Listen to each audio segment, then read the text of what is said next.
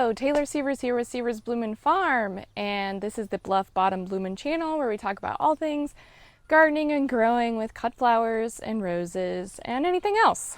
So today I just want to do a recap of our Larkspur and Delphinium season. So I'm holding in my hand some Delphinium that I cut from my other tunnel, but back here I'm going to show you some clips of what this looked like about a month ago, really.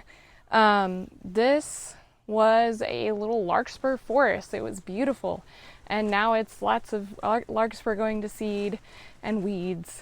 But this was my experiment this year. So I decided that I wanted to make sure I had larkspur because it has a lot of blue tones for a wedding in early May, basically the first week of May. I planted larkspur outside last year. In the fall, I direct seeded it. The wind is going to take my camera away.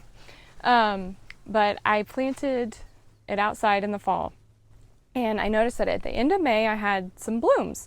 And so I thought, okay, well, I'm going to bump up this. I want to bump up the time for it to bloom, right?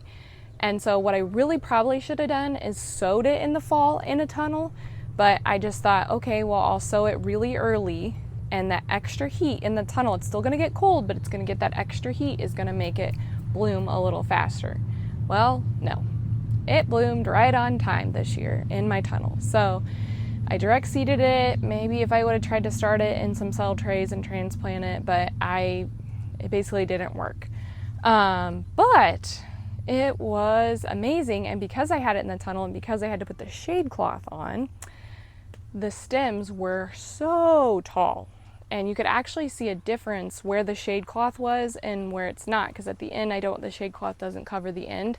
They were shorter. They were, up to here, and the other ones were way higher. So that was a little interesting note. If you want longer stems, shade cloth, this is 30% shade cloth, really helped with that. And normally you wouldn't put like such a lower value crop in a as far as larkspur is concerned, it's so easy to grow outside. You wouldn't put that in a tunnel, but this is kind of extra space. I have a really large 30 by 96 over there, and this was my experiment. This kind of is just the whole experiment tunnel. I'm actually going to be pulling out the beds and making it more of just seed starting space, and maybe we'll try to heat it and stuff like that, because I honestly don't need it anymore. Because I got so much space in the other one, I don't know what to do with. Okay, so a crop so I've grown larkspur before. I definitely think that is something that you should grow if you just want a beautiful cottage garden flower in your garden. Super easy to grow. Throw the seeds out in the fall. They come up. It's so amazing. It's definitely worth it. Delphinium, though, is a relative, but it is larger. So this is not a good example, but I'll show you some clips. Delphinium, the flowers are just larger, and it's usually more full than this too. It depends. I had a mix, so some were really full, some weren't, and I used them in a wedding, and they were so beautiful. And they do really last a long time in a vase, and so does larkspur. They actually do really well. So these are just two great flowers, and I've never grown this one before because I was afraid that I couldn't do it. But basically, I looked at my notes, and I started the seeds on February 1st, and I put them in cell trays, and then I transplanted them out into my large tunnel. And I thought the heat was going to zap them because we got really hot, but they started blooming their butts off at the end of May, and I was able to use them on a wedding on July 1st, and they're still blooming. Like, they're still really pretty, and I have just a really small patch. So I did not know that. I thought they were more of a cool season flower, like they only wanted to bloom in May. And they're still trucking in July, so in the tunnel, which is super hot.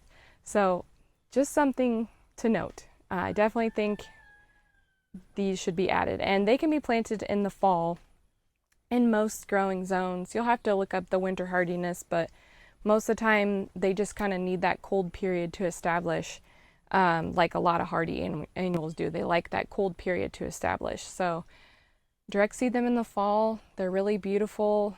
Like I said, it was just a beautiful larkspur forest in here.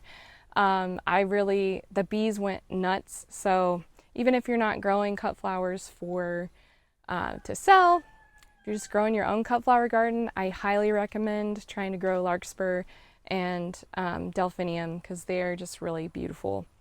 And so that's kind of my recap. I didn't really collect, again, I've said in other videos, sales are kind of down after Mother's Day for cut flower growers, and so I didn't really have a lot of demand, so I wasn't really keeping track of my harvest so much, and really wasn't harvesting a whole lot.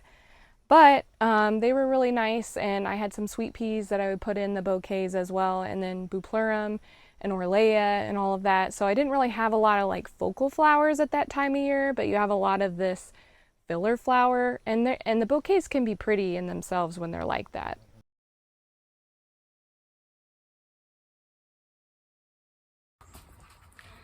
And look